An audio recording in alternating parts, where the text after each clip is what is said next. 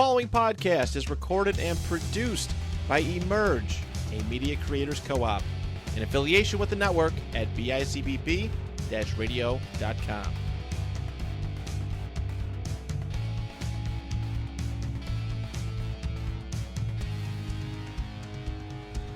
Welcome to 7-1 Everyone But the Top 6. This is Alec, Brandon, and Zach. Welcome back, everybody.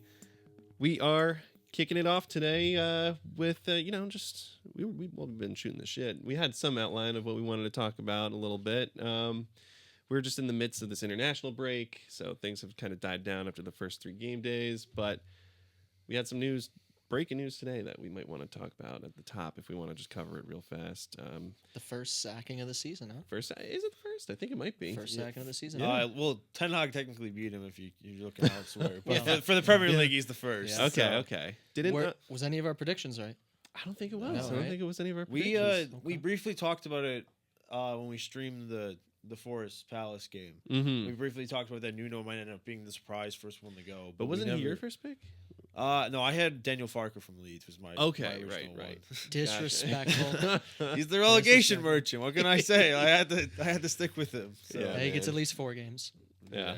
Well, I mean, Nuno, he did have a little bit of a run there, and that report came out the day of that the falling out happened, and he still wasn't fired. So we were waiting to see, but then, it happened, and we have one. And I'm always going to butcher his last name. Postecoglou. Postecoglou. He stepped right Australian in. Wonder Boy. Yeah, and listen, I mean, that's a good get. I'm going to say it. That's a good get. I don't agree personally. Really? It depends on what Ange they get. If they get the same naive, delusional Ange that was at Spurs that just every time tried to play the high line and just gave up that space in behind every single game. If he tries to do that with Forrest, he'll be gone by the end of the season. If he adjusts and realizes the situation he's in, that he doesn't have the same teams that he's had in comparison to what league they're in, then he'll be fine. But I think he has to put his ego aside, which he never did at Spurs. And it worked out for him in the Europa League. Yeah. But he also did make some adjustments in the Europa League. Like, he didn't play that super high line versus Man United in the final. Mm-hmm. So I think if he makes the right adjustments and he uses what he has and stops trying to fit a square peg in a round hole, I think he'll be okay. But I think he's too stubborn to do that personally. But we'll see. Yeah, I think he is a system guy. I think the argument isn't as deep as like a Ruben at United. But I think you got to give him some time. I do think coming into Tottenham, like you said, he was a little naive, kind of working out some kinks. But I think he's going to ride the confidence. I mean, like you said, Europa League champion. And yeah, the high line. I mean, as a player, I never enjoyed it. But I think it's about who you got on the field. I think Barcelona, I know, play with a very high line, and it bites them in the ass, here and there. But give it some time. I don't know. Yeah. I'm interested. I think out of the guys they could have gotten, I think he had to have been at the top of the list. Mm-hmm. I think in terms of who was available, I think it was probably at least the biggest names were him and Ten Hag. Yeah. Yeah. And I think Ten Hag probably just wants to take a step. I don't know if Ten Hag ever sees. sees the Premier League again. I don't think he wanted to go back. To be No. honest, I don't think he was even in discussion. But I think if they offered him, he'd be like, listen, Did you see that statement he put out after Leverkusen let him go? Yeah, Yeah. He was not happy about it. not at all. He was Really? He was like, I didn't basically said you got to give a coach time. And He was we there for sold, like a month? Yeah, we Less. sold I we sold feel all of like our best less, yeah. players essentially, which they did. That's Like, exactly what happened. Yeah. Yeah. So There was one of those pictures. Sorry to cut you off. There was one of No, those you're good. pictures. Did you ever see those where it's like the starting 11 from the years past? Yeah, and and all they're like black and gray white. out the players. That's Yeah, exactly what I was Yeah. about it was to like say. 9 of the 11 were grayed out. And it was less than 2 seasons ago. Like one full Yeah. season passed from them Yeah. winning Yeah. that title, and then everyone is gone. Yeah. And that's what happens with those kind of teams. Like you don't Yeah. see them stick around because they will go to the other projects, No. but you would have just hoped to see something like that. Like Leipzig had something last. similar too. I just saw that on social media, Instagram or TikTok, either today or yesterday. 2022 or whatever, they had an insane starting 11, and they're all gone. Yeah. They're all gone. Mhm. I mean, just looking at it last year, Yeah, they I'm lost talking Openda, Seshko, and he should not be named Yep. based on his decisions recently. But Xavi, for those wondering, Yeah, Xavi Simmons. I don't even want to get into that right now, but Okay, we will get into it though because we'll talk about some of the transfer stuff that ended on transfer deadline day. Damn, I didn't mean to just laugh at that. no, I'm it's sorry. it's fine. That stings, man. That It's- He didn't want to wear that beautiful kit, huh? apparently not. Didn't wanna do Best third kid in the history of the sport. He doesn't want to wear it. Oh, Yeah, man, come settle on. down. Settle down. Damn, man. Nah, wrapping it up with Ange though, real quick. I'll support him there, and I do think he's gonna have a good opportunity to flourish, just because it's what you see happen with some of these managers that go to a big club. Like if they're not succeeding there, give them one of the medium, smaller clubs, if in the Premier League, or go to another league and then see if you could do what you did there. And with Nottingham Forest, like we're saying, it is going to take some time, and that's not really their play style right now. But it kind of taps back into like what you mentioned before starting the show. Respect is given it's earned, and I feel like that's a manager in Europe right now that earned at least the respect of some players and Right. teams with what he was able to do in the Europa League, and Agreed. especially with how he conducted himself through all that. He's like, yeah, I don't win a trophy my first season, but second season I do. And then what did he do? He won that trophy. So it's like that's a manager with confidence, and I like to see that kind of thing. So we'll see what goes on. And I think dealing with Mr. Marinakis, you gotta have that confidence. I was just too. gonna say Yeah, yeah. That you That gotta guy say- he doesn't play around. He's sketchy. That's why I say Mister, because I don't want to get on his bad side. But Yeah, you are Yeah. watching your back. I- Anytime you mention him, you're very careful. I got my head over my shoulder. I'm on a swivel at Yeah, all right, times. Like I'm right. not taking any chances with this guy. So Yeah, dude. Well, I did steer in the other direction with talking Big Ange for a sec, but let's dive into some of those transfers. We spent the first couple episodes doing some transfer roundups and talking about some of the news that could go on there, and we had maybe like 6 or 7 days left in the window, and like we touched on with Xavi Simmons there were some big moves that happened still. Do you think that's one of the craziest transfer windows in years past? I would say so. I think it's the craziest.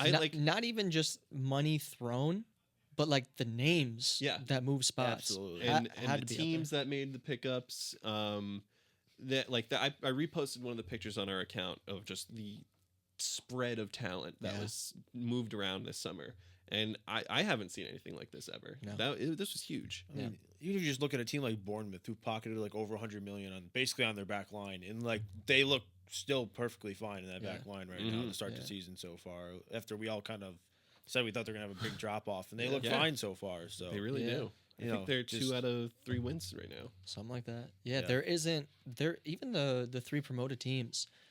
There's not one team that sticks out, one club that sticks out to me that's like they're going down. I feel like everybody at least is decent so far. Well, I'm gonna I- say go ahead. I'm gonna say one team that looks like they're really like hurting, and Maybe Aston Villa.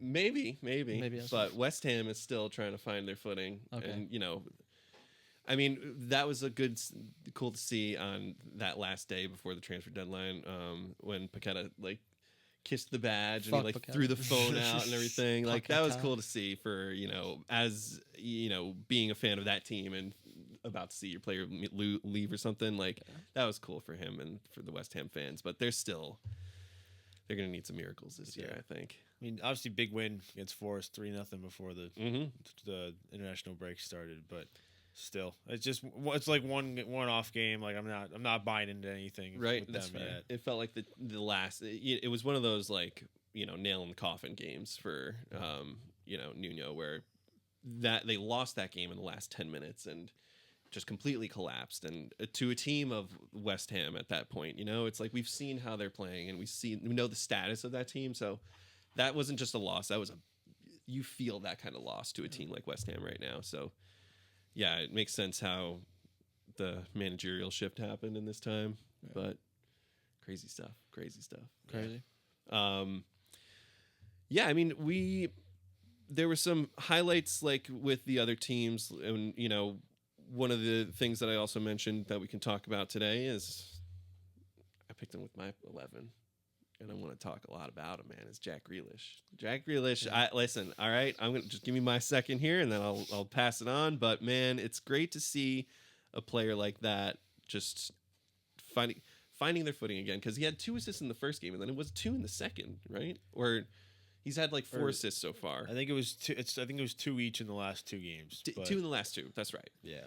Man, it's just like, it's just one of those moments where you're just like, yeah, man, go off, do your thing. Because Even if he's not getting the stat, he's heavily involved in the attack right now. Oh yeah, Yeah. and it's just nice to see something like that happen for a player like that, because I saw the stat before. It was like he played 17 starts in the past 2 years at City before he made this move, and he's gonna probably start every game for the rest of the year. Yeah, I mean, he's been unbelievable so far. I mean, it's been like different kinds of assists too. Like, it's not like it's just been like the same thing every time either.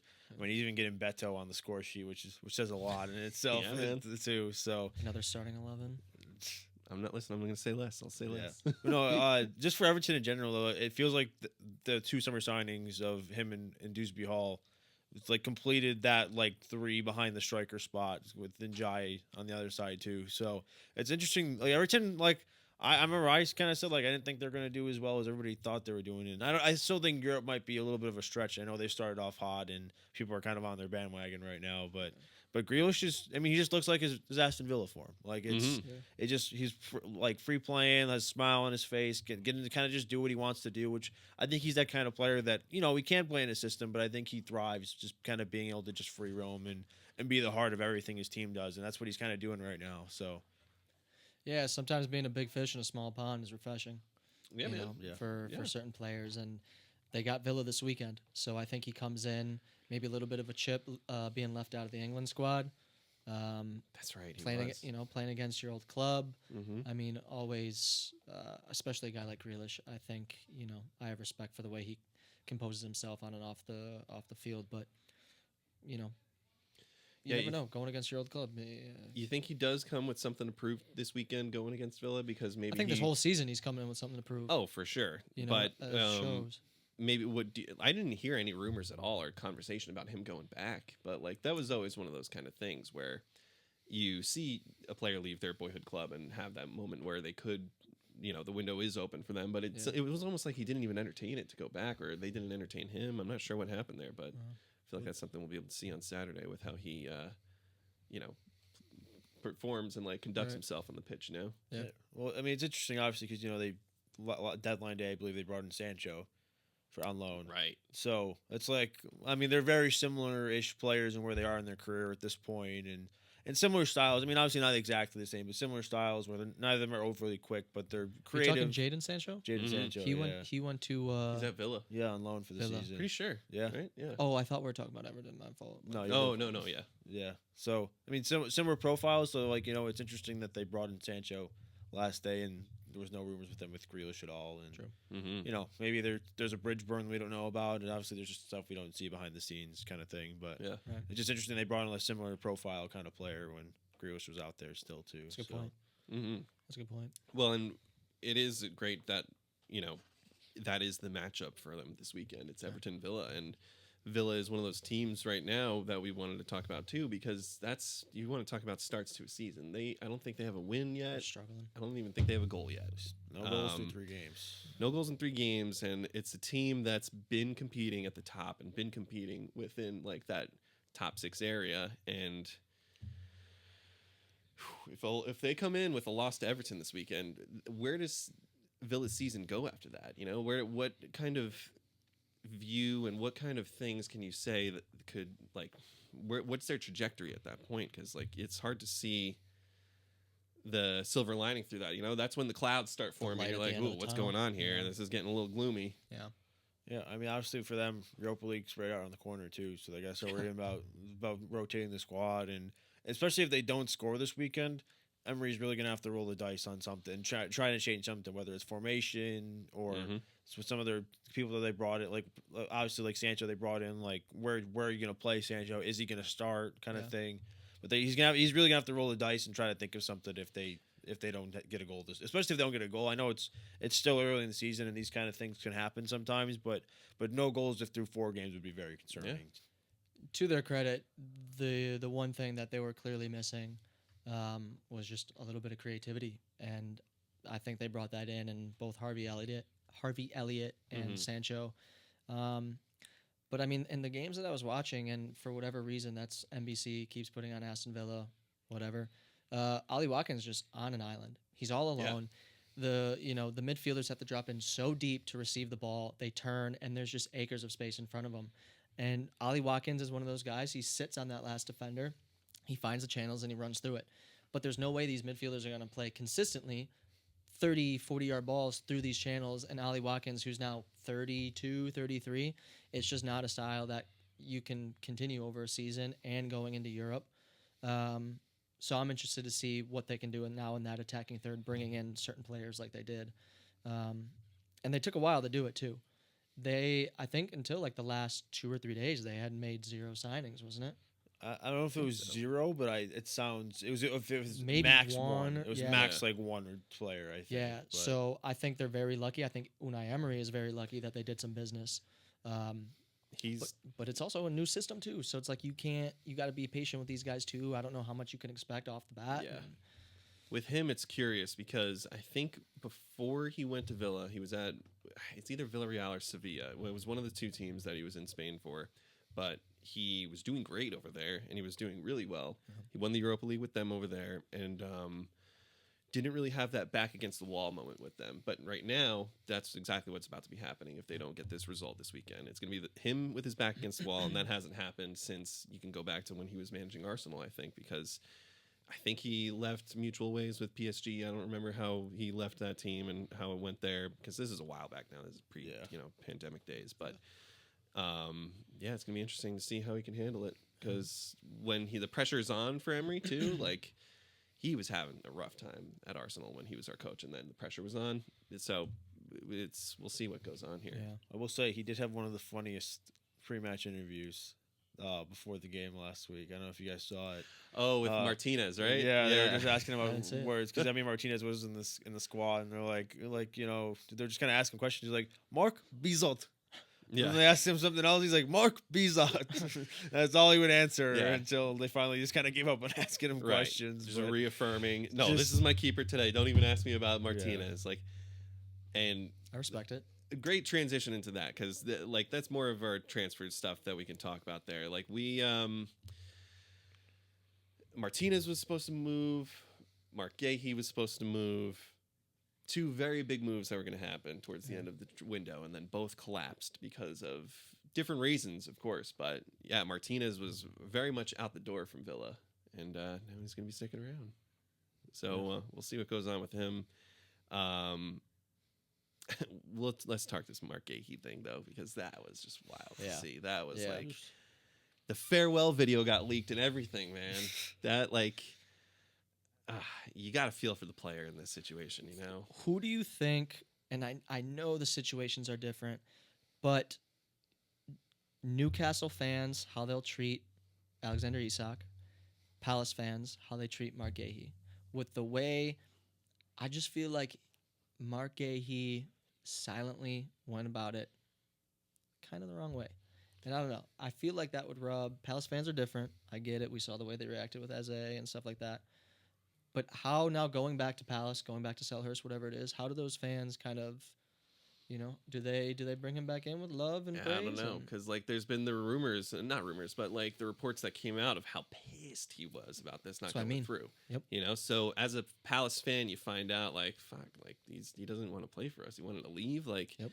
Then that not resentment, but you just have that in the back of your head watching this player throughout the rest of the year, and you're like, he doesn't want to be here, and then he can become scapegoated on his performances. Like he's not in it. He doesn't want to be here. That's look at him play. Yep. So yeah, there could be a lot of stuff going on in his head for the rest of the season on this with the mind games. Yeah, I mean, obviously, the way they treated the whole Eze situation. I don't know if it's in the Palace fan nature to completely turn on him. Yeah. I think obviously they will kind of move forward with a little bit of grain of salt. This guy doesn't really want to be here anymore, and I think they knew that all summer going into the season that this guy wants to go. Right, and they understood that this guy, he's our captain. If he has to stay and play, he's going to stay and play. He might not necessarily kiss the badge or anything anymore, but he wants to go, and I think they were prepared for that, and they kind of expected it. So obviously with the U-turn, with the fact that it's Igor from from Brighton is the whole reason this thing happened because he canceled his move and went to West Ham instead. Like, such just a weird transfer saga in general. Yeah. Right. But I mean, there's been a lot of weird transfer sagas this transfer window just in general. To be honest, like all of our stuff with our striker situation going on, just with, Oh my God. like Mark Dude. Yu coming back and Yeah. and Jackson Loan getting canceled, then we loan him back for more money, and In it's Germany, like what is going on? he's But at the airport getting off to get on his shuttle to go to Munich, and like it's you find out he's not going, and then I sent that in our group chat. It was like we got our first "here we go again" from Fabrizio, and I don't think we've ever seen that. So that was funny to see. But that's a player, like, we won't spend too much time talking about another league, another system, but like, how do you see Jackson fitting in at Bayern? Like, is he just going to be on the wing? How I do don't he think he's can't gonna displace? play. Yeah, Yeah. right. Like- What is he going to do there? like that's my thing. Is like the buy clause is like for them to have to pay 55 million or whatever it is. He has to start 40 games. Right. Which unless Kane gets hurt, he's not starting 40 games. Yeah. No Like way. there's just no, and Bayern are going to play a lot of He ain't games this starting year. 10 games. But like I don't he'll be know. lucky. Like he will be lucky to start 10 games. Like he'll be lucky to start 5 Bundesliga games. Yeah. Yeah. Like it's a weird one. And for that much money too. I mean, I'm not complaining. Yeah. 15 million or whatever I ended don't up being get it, for man. 1 year Yeah, loan. like I I'll- really don't get it. Chelsea's like ability of selling players. It was such a discussion on like Arsenal boards and everything. It's like you guys can buy these guys for the crazy prices you do, and then sell them for the crazy prices you do. And then the rumor came in that Martinelli was being looked at this summer, but just for 40 mil. I was like, get the fuck out of here if you think you're gonna buy him for 40 million and make that like our highest record transfer. Like, throw another 20 on that, and then I would entertain an offer for Martinelli for like 60 mil. Because you look at these players that moved, it makes no Yeah. fucking sense. Yeah. Like, sure, Arsenal hasn't won a trophy, and sure, we're not like.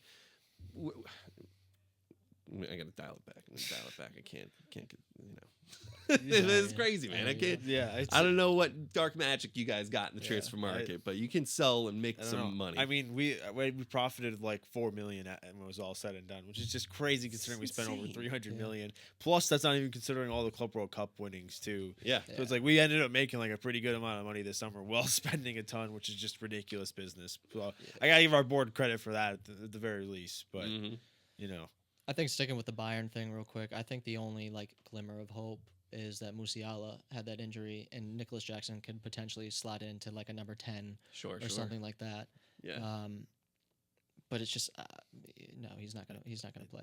I But- just don't see it. I mean, also business too. Going back to the Palace thing, I feel sorry for the Palace fans. I really do, because I think the narrative then becomes, how does it affect the locker room? Mm. And the Eze loss, forget the fans, forget that. But in that locker room, you lose Eze. That's such a big hole to fill, and then now you got to deal with the bullshit with Gehi. All of that to just potentially lose him on a free in Right. like next year. Yeah. So I think all of that plays into it too, and I hope it doesn't affect him on the field. But like it's a huge thing that you gotta worry about. You gotta think about. And Adam Wharton, as good of a player as he's turning out to be, if he's your number one, I don't know where that leads you table wise. Yeah, man. Yeah. I mean, they're holding their own right now. Palace is still, like, I think they also are one of these teams that had 2 wins out of the first Yeah. 3. So they're let's see. So I have the window right. Ooh, I think okay, they're one of 3 teams that haven't lost yet. I think it's just Yeah. They got Chelsea, Sunderland next. Liverpool, and we got Crystal Sunderland Palace. this weekend for them. Well, first game this weekend is going to be Arsenal Forest. Okay. I don't listen. New manager bounce. I don't see it happening for the first game of the weekend with Ange, but I could still see them scoring like a goal or something against us. Okay. So I'll put Arsenal down for the win with that, but Give us a score. I can see it like 2-1. 2-1 Arsenal. 2-1 because Okay. it's not going to be an easy win. Okay. I'm not seeing an easy win for Okay. them. I have 3-1 Arsenal. So Like that. I think Ange's gonna come and play a little bit of a high line, probably a little bit too high of a line that they're Yeah. not going to be used to, Mhm. like being the delusional guy that I think he is. I think Eze gets his first start, has a really good game personally. So I think, and Arteta's not going to play for a draw this week either. So, No. No. so hopefully not at least. Hopefully, gets his head on straight and Yeah. they not hopefully for me, but Yeah. I think they win 3-1. I'm winging all of these. I didn't do as much research as I normally do. I think Eze gets his first start. I know Madueke just scored today. I think they come in flying, like you just said, not playing for the draw. First game of match week 4, 4-2 Arsenal. Mm-hmm. I 4-2 see it. Arsenal. I like it. I do see them. I see some goals. Yeah. I see some goals in that one. They'll probably come out with something to play for because of Oh, the yeah. loss of how bad that was last time. Too. Odegaard too with the haircut. You see it? Fresh New cut boy Odie. coming in. I didn't We'll see New that player. actually. Oh yeah, New player coming in. yeah. Did you get a I mean, buzz he or had- something, or what do you? Pretty Kind damn of, close. yeah. Yeah, pretty damn All right. He close. had 2 assists today with another goal. So Holland, real quick, 5 goals. Did you see that shit? And 2 Stop assists. it. the stat Stop pad it. session. Just 11 stop goals it. today for Norway. All right, well, let's talk about 43 that real goals, quick. 43 goals and 40 appearances. I don't care what teams you're playing against. That's absurd. I said before we started, That's I see absurd. them doing an Iceland run in the World Cup next year. Not in the way that just the magic that Iceland had in that Yeah. Euros that year, and just being that not. Yeah, I think I'm hoping for good I can things for see it. Norway. Oscar Bob too. Yeah, He's man. got some names. They got Sorloth. They have some got some names. dogs on that team. They got some Oh, yeah, man. They're gonna have a fighting chance in some games. So. I think Norway so. in 7. Yeah, right. Next game starts the round of games at 10 o'clock. Is going to be Brighton versus Bournemouth. Brighton's been having a rough start, and like we were talking about with Bournemouth, they're also on a good run, and it's also a home game for Bournemouth. I think I'll give it to Bournemouth on this one. It's just hard to count Brighton out because Brighton's one of those bogey teams for everybody. Yeah. You can't predict Brighton, and I feel like this is going to be the game. I'm saying it's going to be a Bournemouth win, but it could easily be a Brighton upset. Yeah. But I'll go Give Bournemouth. us a score, brother. Give us a score. Let's do. I'll do a 1-0 win. Okay. I predict low scoring Yeah. games. It's because as soon as you start predicting high scores, it's just insane. Yeah. This game, I don't know what it is about it. It just screams 1-1 to me. Yeah, This right? is your Exactly. typical 1-1 Oh, man. mid-table battle, Yeah. low scoring, both teams play good defensive. There's some chances that aren't taken. I'm gonna go 1-1 on this game. I feel that. Are we allowed to say the same score line? Yeah, go Yes for or it. no? Go for it. 1-1. Yeah. I'm 1-1. telling you, this Right? is 1-1, yeah. if you want to make some money this weekend, 1-1 Yeah. on this game. Bournemouth Brighton 1-1. Right. Your bet's hitting. 1-1. Yeah, I would say agree. the same. I agree. Palace versus Sunderland. Now, this is a hard one. This is I really can't wait to watch this game because this is Where? Selhurst Park. yeah. Palace is playing at home. I'll give this one to Sunderland, man. I think Whoa. it's going to be a statement game for Sunderland, and I see it being like a 2-0 fat 2-0 win Really? or something, man. Oh, Because okay. it just goes into what we were saying with the locker room kind of mentality, and Oh. Gahey's may not be in the right mindset and might let a run or two get past him, and that can cost them the game. Interesting. I went 2-0 the opposite way. I got Crystal Palace. I think they continue their unbeaten run. Sunderland going to struggle a little bit on the road, I think, early to start the season. So I got Crystal Palace 2-0. All right. 2-2. Sure. I like it. Yeah, it could be another one of I like those. it. 2-2. I like Yeah, goals. man. Give me some goals. Yeah. Well, this is one that I think might dry up on the goals. Everton Villa. I'll predict my first draw. This could be easily could be a 0-0 because Everton's Interesting. home, but Villa is going to definitely be coming out hot after this international break and going to try and play hard. And Everton's going to just take it easy. They won't. I don't see them on the attack, but I don't see them letting in anything. I'm on my phone here. I had the score down as 2-1 Villa or 2-1 Everton. Sorry, but I'm going to change it to 1-1. I think Harvey Elliott gets the first goal of the season. The Liverpool boy against Everton Oh, gets the first goal for Villa this season to make it 1-1. okay. Yeah, That's a fun one to think about. that is. Yeah. Where are they? They're at Everton's new Yeah. stadium. I forgot what the Everton's new stadium. yeah. I can't remember what the name is. It's Yeah, something we- Dick Stadium. That's all. Right. That's all I remember. But I think they ride the energy of what is this second game at the new home. Mm-hmm. Yeah, I think we think so. talked a little bit about the magic of Dewsbury Hall. Jack Grealish against his boyhood club. Give me. I like goals. Give me 3-1 Everton. Nice. Give me 3-1 Everton. All right, man. Fulham versus Leeds. I would want to just see Leeds' record real quick before even making this pick because both teams haven't had a hot start, but it's Anthony Robinson might finally make his first full 90, I think. that's right. He was That's pretty right. He's close, back. and then after the international break, potentially. So the only team to have a win so far is Leeds, and Leeds beat Everton 1-0 last week. And Fulham have yet to get a win, but they have 2 draws and a loss. Damn, that sucks for Fulham because I don't think they're going to get another win. This might be, man. I'm going another draw here, man. This is probably going to be I'll give you the goals here. This will be a 2-2 draw. Okay. Because I'll see like Fulham coming out hot. They're playing at home, Yeah. but I can see Leeds like holding their own and fighting in this game. Yeah. I think it's a low scoring game personally. Okay. Like I said, I'm not the biggest believer in this lead side. Don't look at me when you say that. I'm gonna look at every time I say it. I'm gonna look at you. I think Fulham's due a win, especially after that very controversial loss before the break. I'm gonna go 1-0 Fulham. Mm-hmm. I think they get their first win of the season. That's right, because they played you guys in that game. Yeah, Yep. man. Yeah. Damn, dude. That's a whole different conversation Yeah. to get It is. into. But Give me Leeds 1-0. there it goes. I think they're a very compact, they're a very disciplined side, and we saw it against Everton. They got the ability to go and like a late goal. Give me 1-0. All right, man. Newcastle Wolves. We don't really need to spend too much time talking about this one, I think. Newcastle is going to be coming into play and coming in hard. I'll give it to Newcastle. And Pause. Just think about what you said. Sorry, had to. oh, all right. But let's do Newcastle, and it'll be like let's do like a 3. I'll go even higher than that. We'll do like 4-0. All right, I just see Newcastle. They're going to come in. It's going to be one of those games where they're just out for blood after Yeah. Isak left, and they're going to want to just go hard.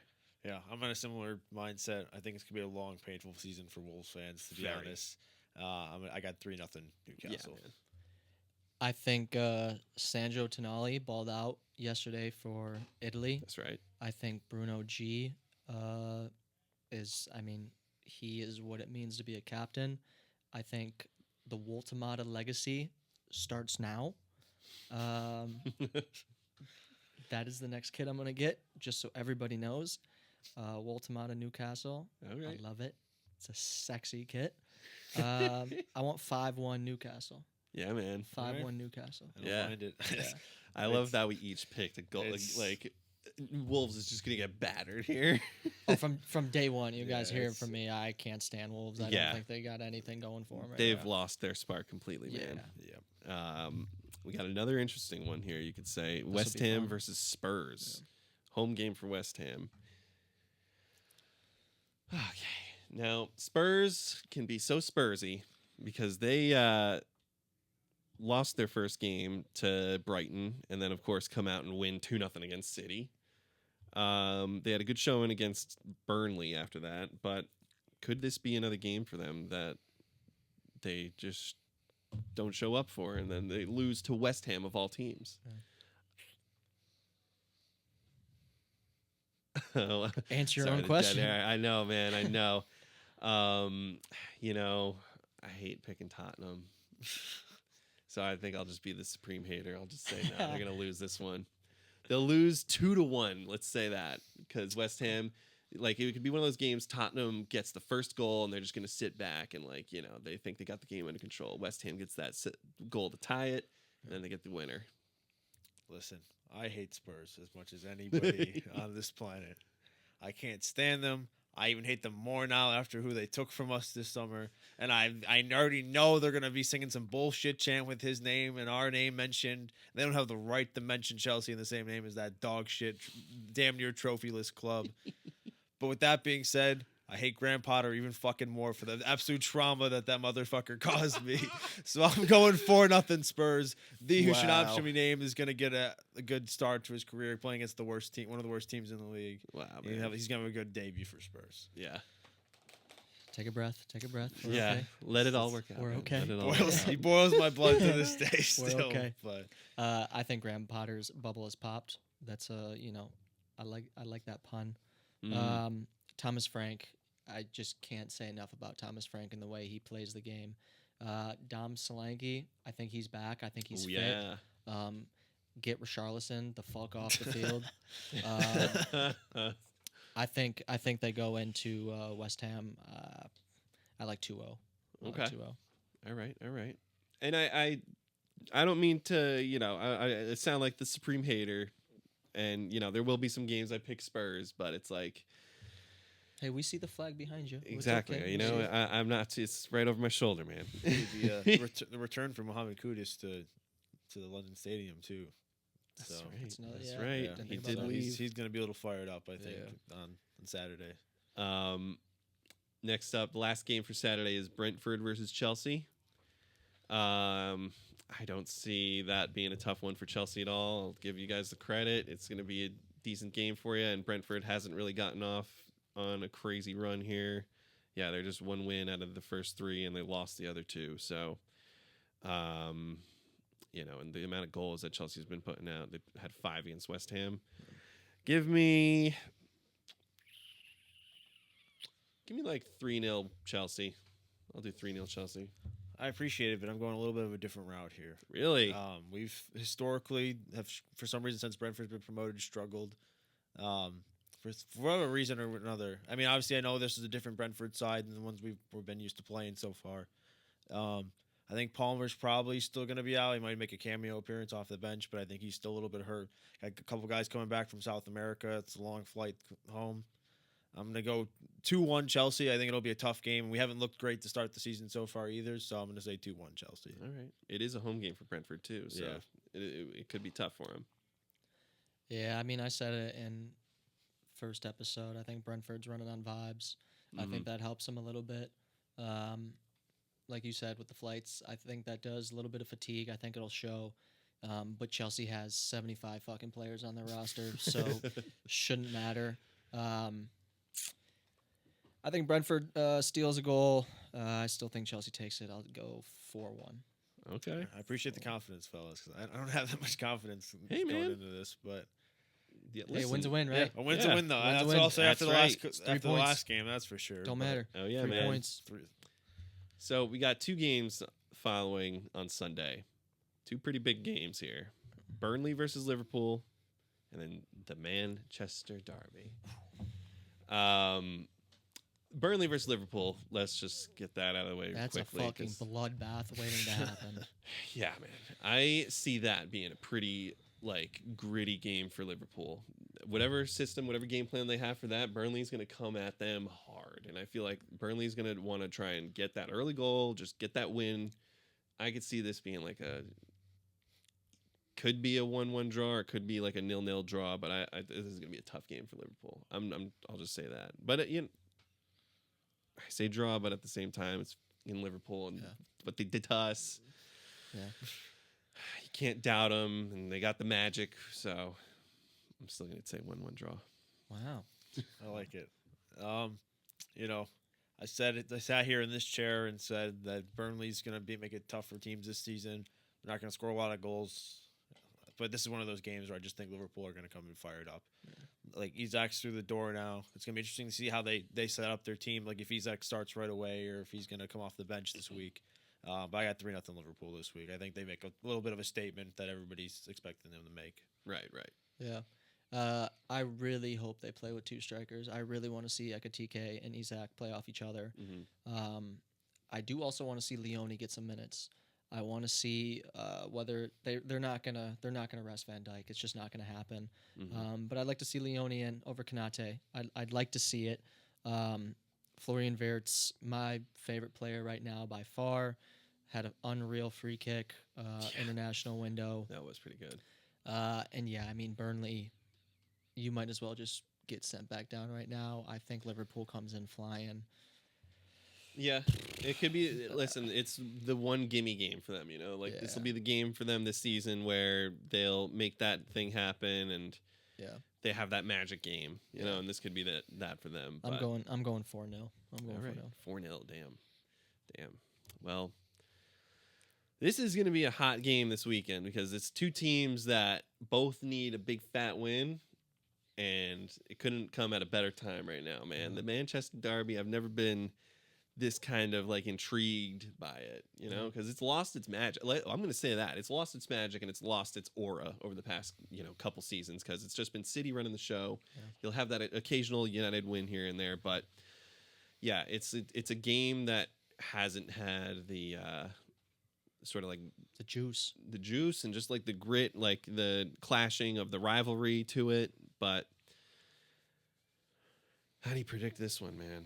I don't know. Both teams need the win, and this could just be one of those moments where neither team gets it. Yeah. But let's, you know what? No, I know my pick, and I want to see it happen because we need to think about it, man. All right? We need to think about the United strand. That guy needs a fucking haircut. I'm going to give United the win, and they're going to continue their 5-game win streak. Let this man get a haircut for the love of God. All right? You guys know what I'm talking about. Oh yeah. It's, Oh yeah. Day 339, I think, today. Oh god. The poor guy. He needs a haircut. It's going to be, let's give it like a 3-2 win for United just because it'll be an exciting game. Yeah. Look, they got a goalkeeper through the door. They They got did. Onana out the door, which might be just as important as getting one through the door. I mean, I can't say I've ever seen Lamens play, so I don't know if he's any good. He could be great. He could be awful. No clue. It's really a wild card. I mean, he might not even play. It might be Bayender, and if Bayender plays against Holland, especially after his game today, like he's going into that game fired up. Holland loves the Manchester Derby. Mm-hmm. Obviously, City's struggling. United's also struggling. I had 2-2 written down. I think it's either gonna be 2-2, and I'll stick with my 2-2 just because that's what I had written down. But Yeah. I think this game could easily be like a 4-2 City also. Okay. I can see this being just a City attack running riot, but then their defense still showing the holes that they've shown so far this season. It is also a home game for City, so Yeah. that could, Yeah.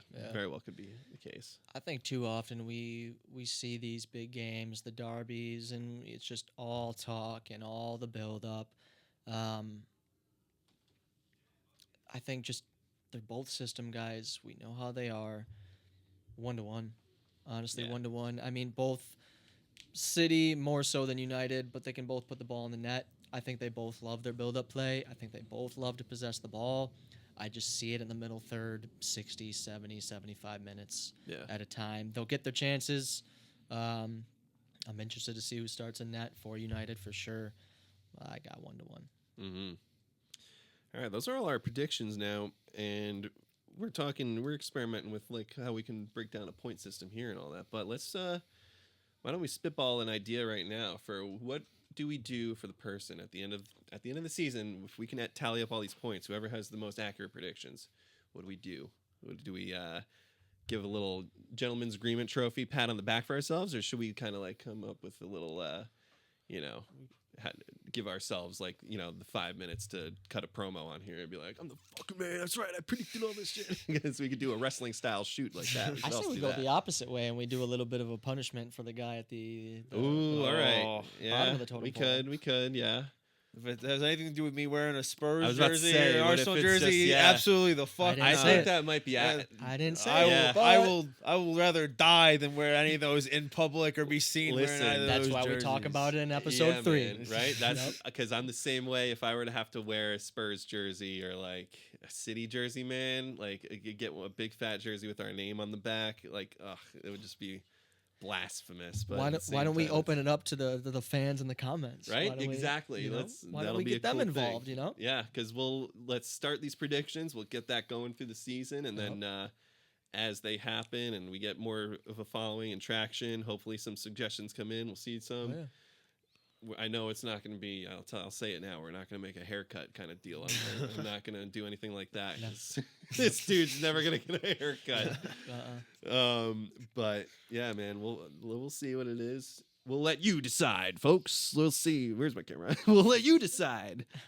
Let us know what you want us to do when we find out who is the worst predictor out of the three of us. I'll stop hamming it up there. Fair enough. No, but that's a great idea. We'll leave it up to the people watching. If you guys have any ideas of what kind of good punishment would be for the person who doesn't have the predictions out of the three of us, let us know. Just for the sake of the scoring system, then 3 points for the correct results and scoreline. Scoreline, yeah. 1 point for the correct results. Yeah. But 0 did for not get the nothing. scoreline. 0 for nothing. Yeah, 0. Okay. Yeah. Okay. No points for getting a prediction wrong. You can get a point for the prediction right, and if you get that score line, because that's going to be what drives the us big one. over the That's the line big this one, year. yeah. Whoever can be predicting accurate score lines was going to get a lot of points here. So Oh yeah. this is going to be interesting. I like it. that, I yeah. like it. I like that. Now, before we wrap up today, we got about 10-ish minutes or so. Brandon, you came in hot, wanting to talk about something, and I'll leave the floor to you. And Zach, you're also one with this. I'm a bit of a transplant to Western New York. I only spent a couple years living out here for college, just moved back this summer. But, boys, you got a lot to say about the refereeing here in Western New York, so I'll let you. Do you want to start? Because once I go, I'm going. I'll start. I mean, obviously, you know, as players, we always love, and fans too, we always love to hate on the refs. And, you know, My heart's racing. I'm fired up. and I don't want to speak too much because, you know, I'm going to let Brandon have his time here. But, you know, obviously I hated refs as much as the next person. And, you know, there's some decent ones, and especially in Western New York, there's some ones that, you know, I'm kind of cool with, you know.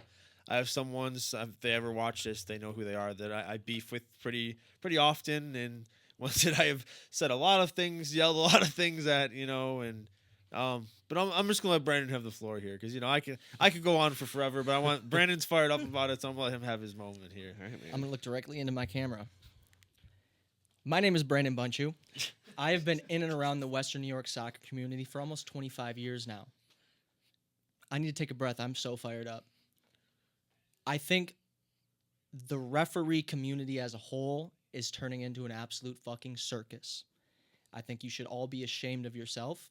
I think the idea that you sit in a classroom, take a course for a few hours, get handed a badge, and then order and or walk into your local Dick's Sporting Goods and get your kit to then show up to a field with a god and or hero complex is beyond me.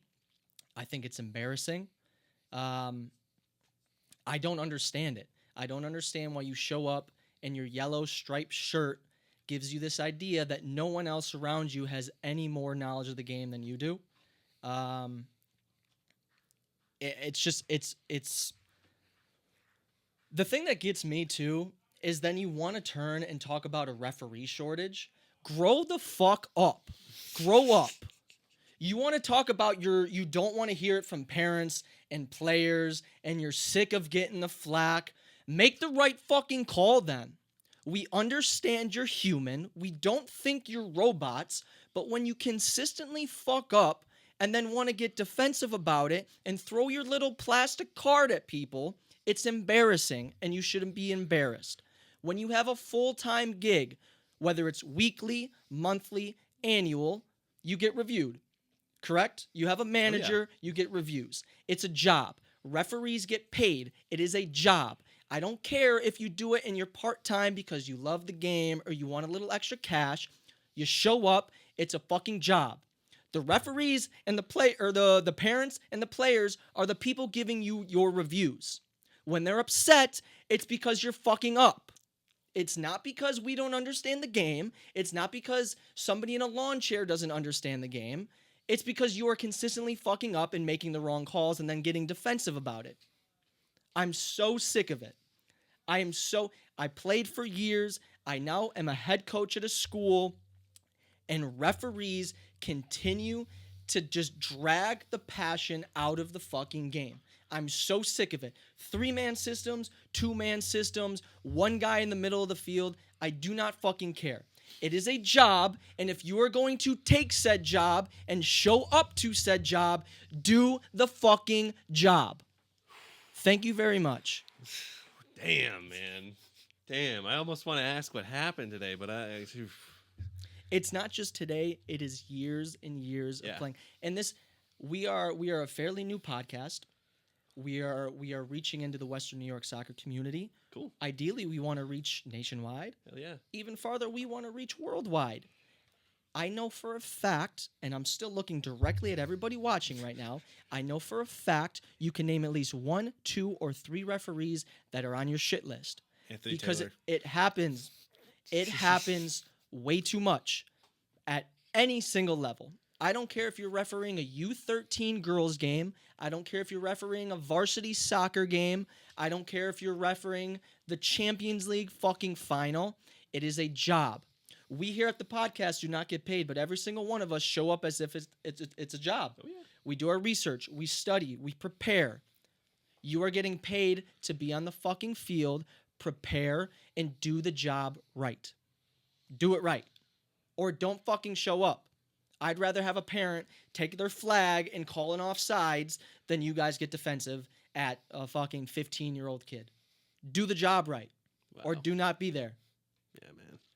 It's a shame to hear that at all levels. It doesn't matter what level it is. These refs are still going to have the incompetence, man.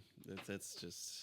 We it's don't rough. expect a lot. We Yeah. don't expect, and we want to go back to the respect thing. Yeah. Do not just show up and expect, I'm the referee, like shake my fucking hand, look me in the eyes, and be like, let's have a great game. Have a great game then. Yeah. I'll do my job. I'm not getting into it too much. I had a referee turn to me the other day after my player gets leveled. I stand up and ask for a foul, doing my job. Yeah. And he had the audacity to tell me to settle down. I am doing my job as a head coach. Do I run my mouth? Absolutely. Of course. In that, But- as a player, I know we talked about it. I know referees didn't enjoy me. Fine. Now as a head coach, I partially did it. My team needed energy. We're lacking energy. Watch me go then. Yeah. Oh, yeah. I'll fire you boys up. Listen to me. Watch me. I'll be the example. But to turn around and start throwing cards, tell you to settle down, who the fuck do you think you are? That is my question to you. Yeah, man. Sounds like a little bit of that power trip stuff. I don't understand it. I don't understand it. Listen, I'm not a coach. I have very limited experience coaching, but best believe that especially in my brief stint, we had a situation where, one of the girls got a concussion, and they didn't even call, let alone didn't stop the play for a head injury, called the foul. And I was just an assistant. I didn't only did so much talking. Like I was only there just to get college credit essentially. Yeah. And I mean he can he was Vouch there. for He was you. the head coach. I was helping him out. I was going absolutely ballistic. I'm like, first off, you're not protecting the players whatsoever. Yeah. And at the end of the day, your main job as a ref before anything is player safety. And you're just continuing to play while this girl's down holding her head. It's just unbearable. So I agree with everything Brandon just said there. You have a responsibility as a ref, not just because you want to get paid and you think you know the rules more than anybody else because you were told that in your trainings. I did the training. They told us that in the training, that because you did this 6-hour training for 2 days, you know more than everybody. And that's just not the case. So I agree with everything Brandon just said there. Damn, guys. Yeah. I also want to shout out Jorge. I love you. Ian, rest in peace. There's certain responsibilities. You use that word. There's certain responsibilities for a player, for a coach, for a parent, for a referee. And I don't know if they teach those in today's trainings, because most of the coaches, we also took the referee training. We're also certified referees. Do we do it? Not so much anymore because we're coaching. But there's certain responsibilities that if you are going to suit up, blow your little whistle, and have your little plastic cards in your pocket, you need to take care of those responsibilities. And you can't just throw those out the window because of something maybe that's happening at home and your wife made you sleep on the fucking couch and you're going to bring it in and take it out on Yeah. JV players. It's not fair. If you can't handle it, don't do it. It's that simple. Yeah, that's the point. That's the point right there, man. That's it. That's just... Shit. Listen, and I get it's frustrating, especially when you're getting yelled at by parents. You know, like in my brief stint as a ref, there was a time where there was two players, both threw on goal behind the defenders. The kid here had the ball. The goal, let's say, was over there, and the other striker was farther ahead. And I said, in my mind, I said, don't you dare pass that kid that ball because he is going to be offside. And what did he do? He passed the ball, and I blew a whistle, offside. And the parents were going ballistic. I'm like, I literally stopped the game. I said, hold the ball. I said, they were both beyond the last defender. He was farther ahead. He passed him the ball. Therefore, he is offside. Continue the play. And I blew the whistle and continued the game. Like, you also look at these things too.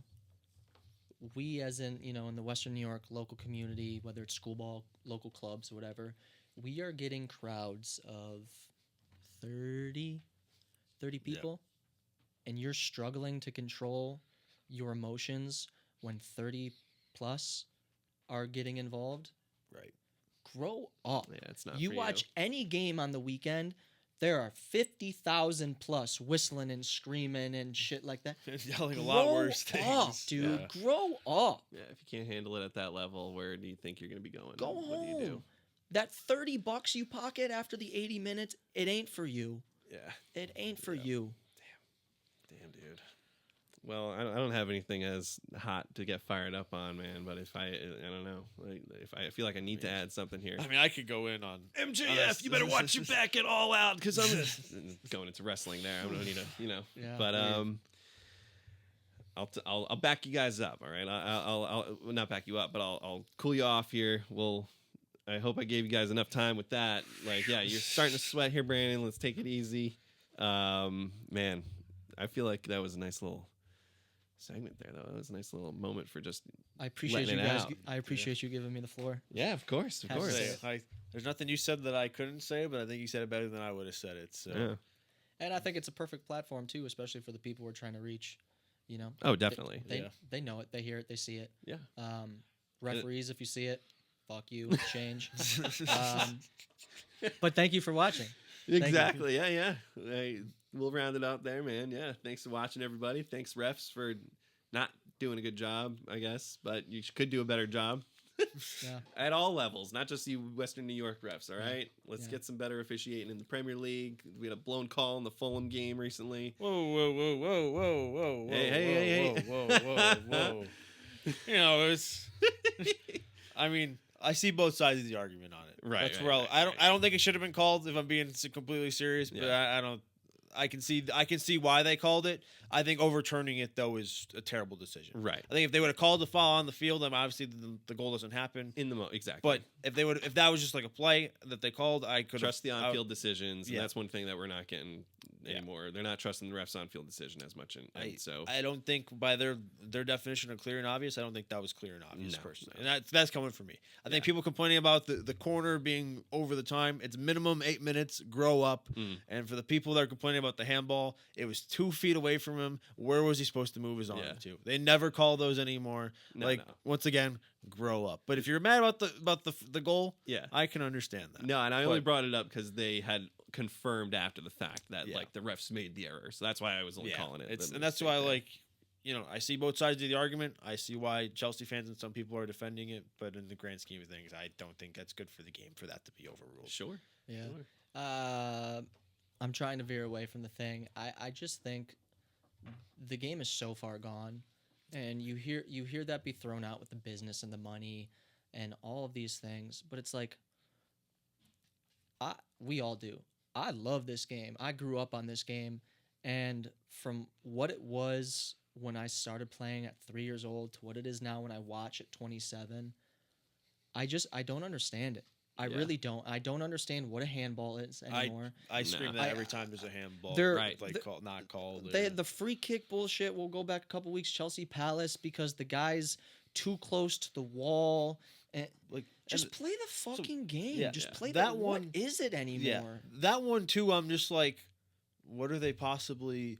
And like I'm looking at it, I'm like, okay, they're calling it because the lane that as they scored was because Gahey just basically manhandled Caicedo. I'm like, I can at least understand that. But him being too close to the wall, I'm like, you can go then like Declan Rice's second free kick, I think it was. There's just shouldn't have zero shouldn't have counted. consistency across the And that's board. the problem is like you made that call once and now you have to call it the There's entire zero season, and consistency. they're not going to. Nope. No. And that's the problem. And like granted, we've had a lot of shit go against us. I feel like in the past couple years, and I know every fan probably says that, but like I feel like we've had a lot of from Maguire kicking Batshuayi in the balls to Anthony Taylor also calling Gazaniga clotheslining Marcus Alonso a free kick the other way before like VAR stepped in. Like I mean, there's been a lot of stuff I feel like that has gone against us. So getting a couple calls for once feels okay, but at the same time, I'm just like I don't want to win like that.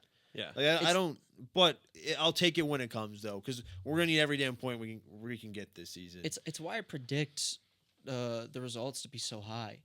Just bring back the beautiful game. Let's get some goals. Mm-hmm. I get it. Enough with the system bullshit. Enough with you'll have your possession. You don't need Right. to drive and attack and attack and attack and attack. You can still possess, but enough of the robotic fucking special formations, The horseshoe and the passing. low blocks and the high blocks Mhm. and the splitting the field in fucking 12s. Just play the game. and Yeah. Play the game. and not the There's a reason the game has been played for hundreds of years. You don't need robots and math. Mhm. Yeah. Put the round thing in the back of the net. Just kick it hard, man. Yeah. Kick it hard. My brother played on a team when he was younger, and one of the dads that would always show up. We joke about it in my family all the time. He would always just be on the sideline, and he was always just saying, "Come on, kick it hard, kick it hard, kick it." So we'll always make that joke with my family and everything. We'll just be like, "Oh, kick it hard, come on." Yeah, man. Yeah. But we can keep. Listen, I have my gripes with the ref stuff too with Arsenal last season, and like we've had exactly as you're saying, every team's got those moments. But yeah, we'll hopefully see less of it. But yeah, I feel like we can keep going on and on about some of the officiating here, man. So I'll pull the pin out. Let's call it here. Again, thanks for tuning in, everybody. Thanks for watching. This is 7-1, everyone but the top 6. Every other couple weeks, we're talking soccer, talking your favorite league, the Premier League, and we're also talking everybody but the top 6. This has been Alec, Brandon, and Zach. Thank you guys for watching. We'll see you next time, all right? Xavi Simmons, you're an absolute disgrace. I hate you. And watch your non-league football, Dagenham Redbridge. Oh, that a boy.